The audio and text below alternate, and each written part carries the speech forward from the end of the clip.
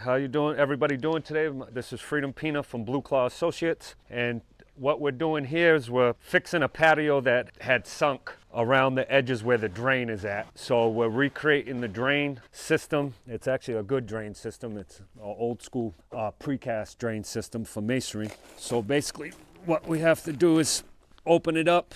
So some of the drain that they did, it went underneath, so I have to open it up, recreate the drain, so we can put grate covers on top of this. So we're recreating this whole drain, fixing the drain, and then what we'll end up doing is putting the bluestone back in a certain type of a pattern so that they can, it drains properly from in between the pool and the patio here. Basically, that's about it. We're just recreating the drain, fixing the patio, and what we're doing over here with my man John, reforming a certain part of the base, the footing base that they had that wasn't done properly, so we're fixing that. We epoxied rebar into the original footing that is good, and then put rebar in here, so we're recreating that, and we'll go over that with the bluestone. And right about now, that's about it.